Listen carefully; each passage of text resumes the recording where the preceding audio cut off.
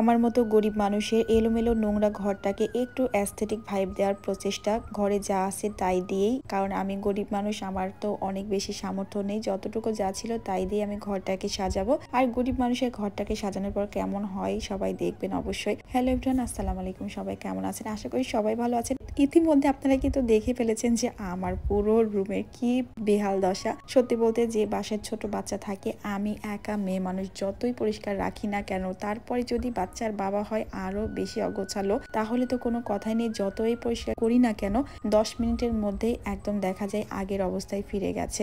বিশেষ করে আমি এত সুন্দর করে পরিপাটি করে রাখি, আমার বাচ্চা যত খেলনা আছে সবগুলা বিছানায় তুলেই খেলবে, যতই ফ্লোরে খেলতে বলি খেলবে না। এর জন্য আমি একদম পুরনো বেডশিটটাই সারাদিন পেরে রাখি, আর পাপা অফিস থেকে আসার আগ দিয়ে আমি নতুন একটা পেরে দিই। এর জন্য আমার সপ্তাহে 7টার বেশি লাগে। আপনারা অনেকে কমপ্লেন করেন আপু এতগুলা বেডশিট লাগে, আসলেও লাগে, আপনারা বুঝবেন না। তো যাই হোক, আমি আমার আগের ভিডিওতে দেখিয়েছিলাম বেশ কিছু আর্টিফিশিয়াল ফুল কিনেছি, ওইগুলো দিয়ে আজকে ঘর সাজাবো। এবং আপনাদের অনেক কোয়ারি ছিল আমি ওগুলো কোথা থেকে নিয়েছি। আমি বিসমিল্লাহ টাওয়ার থেকে নিয়েছিলাম, চকবাজারে গিয়ে। আর ওইটা হচ্ছে আপনার 3তলায় উঠলেই দেখতে পাবেন যে সিঁড়িতে উঠেই সামনে একটা দোকান আছে, ওই দোকানে গেলে একদমই রিজনেবলে পেয়ে যাবেন। আর প্রত্যেকটা ফুল এবং হচ্ছে এই বেডশিট থেকে শুরু করে পর্দাগুলো আমি অনেক রিজনেবলে কিনেছি, অথচ এইগুলাই কিন্তু বাইরে কিনতে গেলে অনেক বেশি দাম। আমি প্রত্যেকটা জিনিসই পাইকারি দোকান থেকে কিনেছি এবং অনেকগুলো একসাথে কেনার কারণে কিন্তু আমি এই ডিসকাউন্টটা পেয়েছি। তো কথা বলতে বলতে কিন্তু আমি ইনফরমেশনও দিয়ে ফেলেছি, প্লাস হচ্ছে আমি এখন আমার রুমে মানে বিছানায় বেডশিটটা পেরে নিব। আর বেডশিটটা যদি সুন্দর হয় পুরো রুমটা দেখতে সুন্দর লাগে, আর যদি হয় একটু ম্যাচিং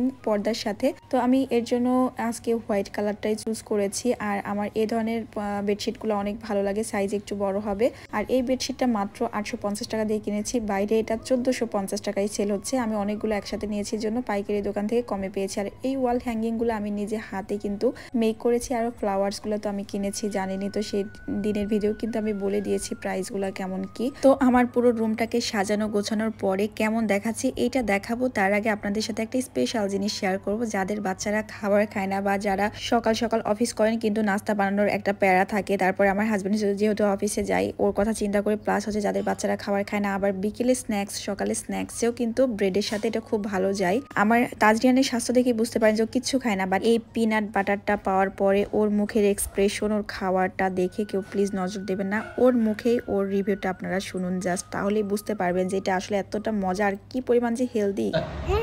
তো আমি পিনাট বাটারটা পারচেজ করেছি নিউট্রিভিটা পেজ থেকে, যেটাকে আমি ডেসক্রিপশনে এবং স্ক্রিনে শেয়ার করে দিচ্ছি। আমি যে কম্বোটা নিয়েছি এর মধ্যে 5 রকম ফ্লেভারের ছিল, এছাড়াও তাদের কাছে ছোট বড় বিভিন্ন রকমের কম্বো অ্যাভেলেবল, তাই পারচেজের জন্য তাদের পেজে আপনারা ভিজিট করতে পারেন। তো কথা বলতে বলতে কিন্তু আমার রুমটাকে আমি কেমন সাজিয়েছি সেটাই কিন্তু আপনাদের সাথে এই যে এখন দেখাচ্ছি। আমি সবসময় চাইতাম যে আমার রুমটাকে আমি এমন সুন্দর একটা লুক দিয়ে রাখবো যাতে করে ঘুমোতেও ভালো লাগে, বসতেও ভালো লাগে। আর আল্লাহর দুনিয়ায় যত সুন্দর জায়গায় থাকুক না কেন, আমার কাছে আমার বেডরুমের থেকে বেস্ট আর কোনো জায়গায় মনে হয় না। একটু আগে যে আমি আপনাদেরকে একটা পিনাট বাটারের রিভিউটা দিয়েছি আর কি, তো আমি পার্সোনালি এটাকে রিকমেন্ড করছি, আপনারা নিশ্চিন্তে পারচেজ করতে পারেন। কারণ আমি অনেক ঘাটাঘাটি করে দেখে শুনে তারপরে আমার বাচ্চার জন্য একটা জিনিস পারচেজ করেছি। আমার বাচ্চা আমার কাছে সব থেকে বেশি মানে কি বলবো সেন্সিটিভ একটা ব্যাপার, তো বুঝতে পারছেন আমি বুঝে শুনে কিনেছি এবং আপনাদেরকে আমি ব্যক্তিগতভাবে রিকমেন্ড করছি পারচেজ করার জন্য। আর আমি যে আপনাদের ফুলের দোকানের অ্যাড্রেসটা বলেছি এটা ভুলে যেতে পারেন, তার জন্য আগে থেকেই এই ভিডিওটা সেভ অথবা শেয়ার করে রাখুন, যাতে যখনই যান